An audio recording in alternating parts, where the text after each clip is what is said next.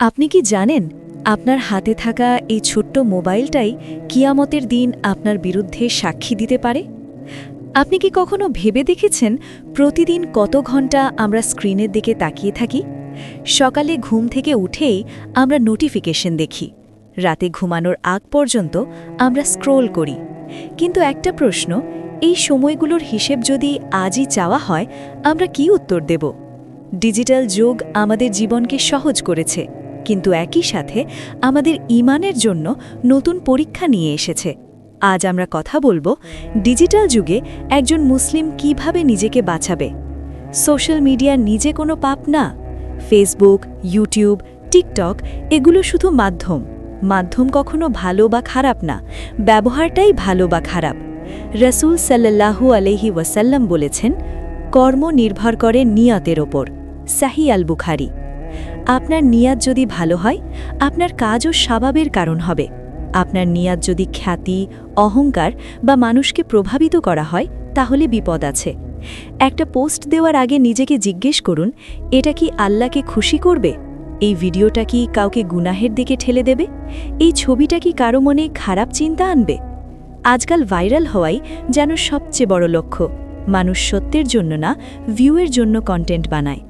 Like বাড়লে আমরা খুশি হই, কমেন্ট বাড়লে আমরা উত্তেজিত হই, কিন্তু কিয়ামতের দিন লাইক গণনা হবে না, গণনা হবে আমল। আমরা অনেক সময় মজা করার নামে অন্যকে অপমান করি, কারো ছবি নিয়ে ট্রল বানাই, কারো ভুল নিয়ে হাসাহাসি করি। কিন্তু মনে রাখবেন, একজন মুসলিম অন্য মুসলিমের সম্মান নষ্ট করে না। অনলাইন গীবতও গীবত, অনলাইন অপবাদও অপবাদ। এখন আসি এআই প্রসঙ্গে। বর্তমান যুগে এআই খুব জনপ্রিয়। অনেকে এআই দিয়ে লেখা লিখছে, অনেকে ডিজাইন বানাচ্ছে, অনেকে ভিডিও বানাচ্ছে। প্রশ্ন হলো, এআই দিয়ে আয় করা কি হালাল?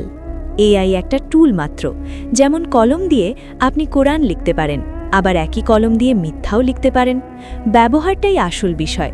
যদি আপনি এআই দিয়ে প্রতারণা করেন, সেটা হারাম। যদি অন্যের লেখা কপি করে নিজের নামে বিক্রি করেন, সেটা হারাম। যদি ফেক রিভিউ বানান, সেটা হারাম।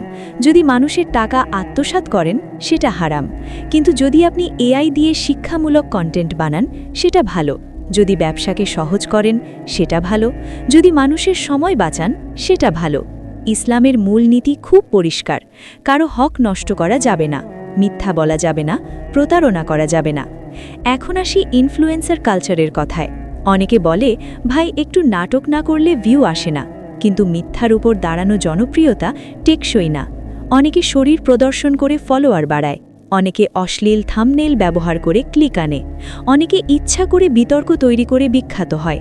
কিন্তু আল্লাহ কোরআনে বলেন, তোমরা অশ্লীলতার কাছেও যেও না। তাহলে আমরা কেন অশ্লীলতার দরজায় দাঁড়িয়ে থাকব? অনলাইন ইনকাম নিজে খারাপ কিছু না। ফ্রিল্যান্সিং হালাল হতে পারে, ইউটিউব মনিটাইজেশন হালাল হতে পারে, অ্যাফিলিয়েট মার্কেটিং হালাল হতে পারে। শর্ত হলো, পণ্য হালাল হতে হবে, প্রতারণা থাকা যাবে না, মিথ্যা বিজ্ঞাপন দেওয়া যাবে না, সুদ ভিত্তিক লেনদেন এড়িয়ে চলতে হবে, চুক্তি পরিষ্কার হতে হবে, ট্যাক্স ফাঁকি দেওয়া যাবে না। মনে রাখবেন, হালাল আয় কম হলেও তাতে বরকত থাকে, হারাম আয় বেশি হলেও তাতে অশান্তি থাকে। অনেকে বলে, সবাই তো করছে, কিন্তু সবাই করলেই সেটা হালাল হয়ে যায় না। ডিজিটাল মুসলিম হওয়ার জন্য কিছু বিষয় মেনে চলতে হবে। পোস্ট দেওয়ার আগে নিয়াত ঠিক করুন। নিজেকে জিজ্ঞেস করুন, এটা কি আল্লাহর সন্তুষ্টির জন্য? অশ্লীল কন্টেন্ট এড়িয়ে চলুন। কারো সম্মান নিয়ে খেলবেন না। ফেক আইডি খুলে কাউকে বিভ্রান্ত করবেন না। কপি পেস্ট করে আয় করবেন না। নামাজের সময় হলে ফোন দূরে রাখুন। ঘুমানোর আগে অন্তত 10 মিনিট কোরআন পড়ুন। অনলাইনে তর্ক কম করুন। ভালো কথা বেশি ছড়ান। মনে রাখবেন, আপনি একা না। আপনার প্রতিটি ক্লিক লিপিবদ্ধ হচ্ছে, আপনার প্রতিটি কমেন্ট লেখা হচ্ছে, আপনার প্রতিটি শেয়ার রেকর্ড হচ্ছে। এই মোবাইল আপনাকে জান্নাতেও নিতে পারে, এই মোবাইল আপনাকে জাহান্নামের দিকেও নিয়ে যেতে পারে। সিদ্ধান্ত আপনার হাতে। আজ থেকেই আপনার ডিজিটাল জীবন পরিবর্তন করুন। স্ক্রোল কমান, ইবাদত বাড়ান। ভিউয়ের পেছনে না ছুটে আল্লাহর সন্তুষ্টির পেছনে ছুটুন। আল্লাহ আমাদের সবাইকে হালাল পথে চলার তৌফিক দান করুন।